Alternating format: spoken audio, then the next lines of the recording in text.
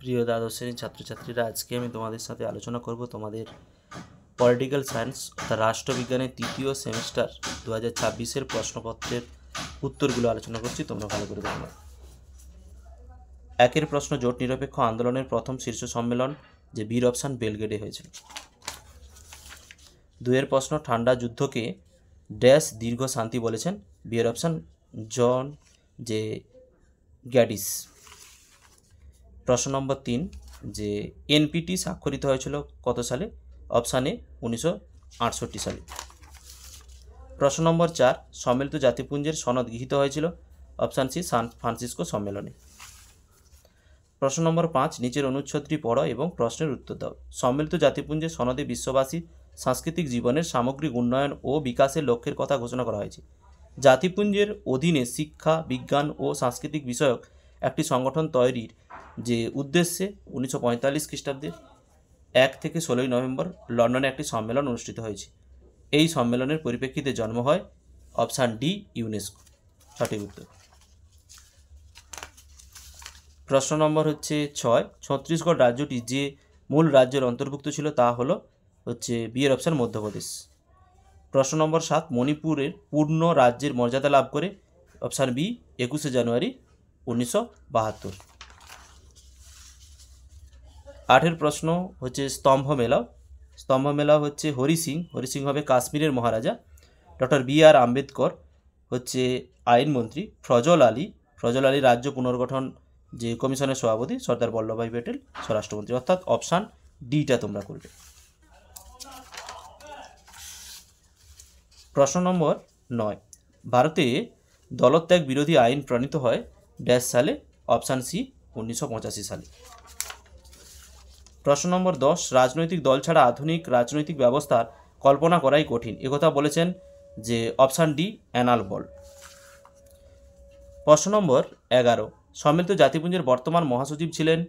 Option D Antonio যে Guterres. প্রশ্ন নম্বর 12, LTTE এর পুরো কথাটি কি? যে লিবারেশন ট্রাইগার অফ যে তামিল যে ইলেন, এটাই হবে সঠিক উত্তর। Option A. প্রশ্ন নম্বর 13, মানবাধিকার দিবস কবে পালিত হয়? যে অপশান ডি 10ই ডিসেম্বর। প্রশ্ন নম্বর 14, যে কোন সালে করোনা ভ্যাকসিন প্রথম চীনের উহান প্রদেশে ছড়িয়ে পড়ে? অপশান বি 2019 সালে।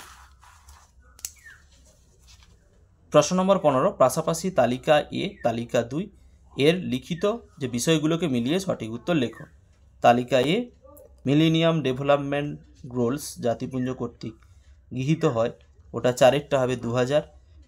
সুলতানেবল ডেভেলপমেন্ট গোলস জাতিপুঞ্জ কর্তৃক গৃহীত হয়, এটা হচ্ছে 2015 সালে। ব্রাজিলের বসুন্ধরা সম্মেলন অনুষ্ঠিত হয়েছিল 2টা করবে 1992। আর পরিবেশ বিষয়ক সুইডেন স্টকহোম সম্মেলন অনুষ্ঠিত হয়েছিল যে 1972 সালে। অর্থাৎ অপশান ডিটাই হচ্ছে সঠিক উত্তর।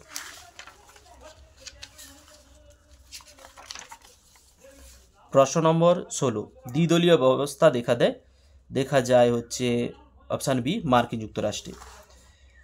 প্রশ্ন নম্বর 17, নিম্নলিখিত রাজনৈতিক দলগুলোর মধ্যে কোনটি ভারতের আঞ্চলিক রাজনৈতিক দল নয়?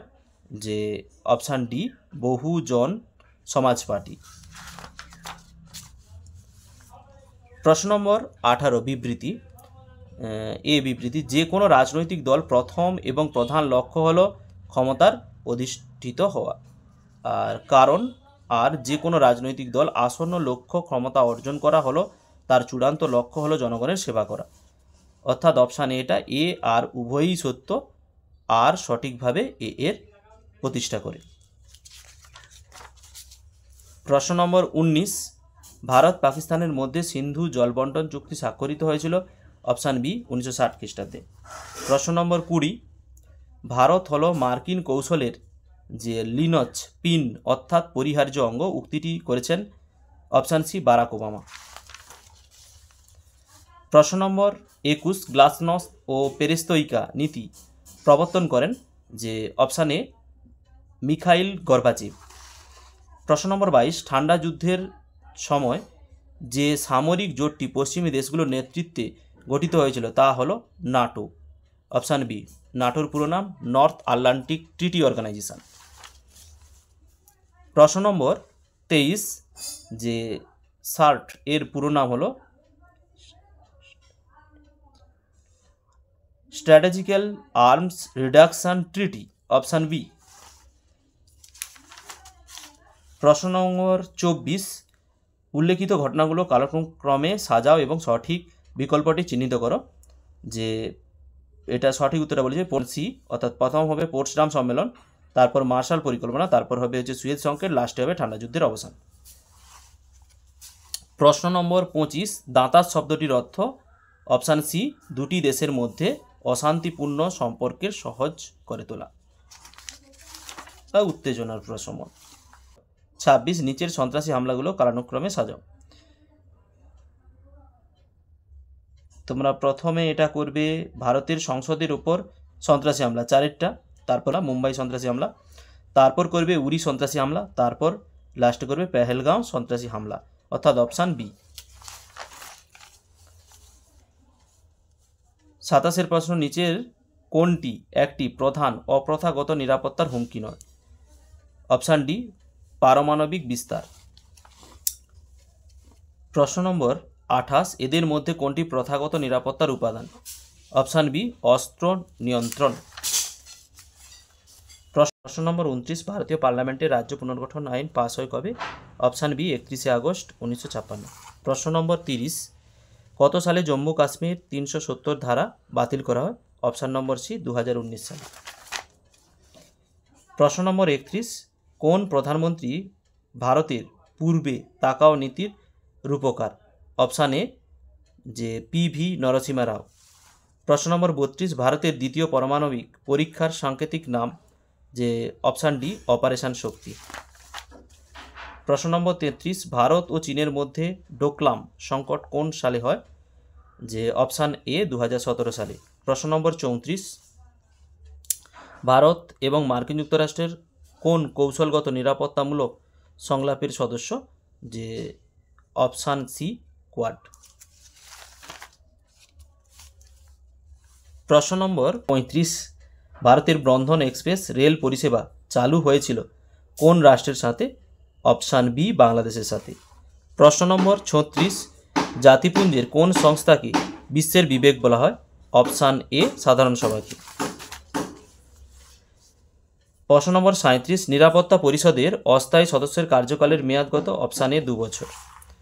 কে সাধারণ সভাকে town meeting of the world বলেছেন? যে অপশান বি গেটেল। প্রশ্ন নম্বর 39 সম্মিলিত জাতিপুঞ্জের 193তম সদস্য রাষ্ট্র হল? বির অপশান দক্ষিণ সুদান। বিশ্ব ব্যাংকের সদর দপ্তর অবস্থিত?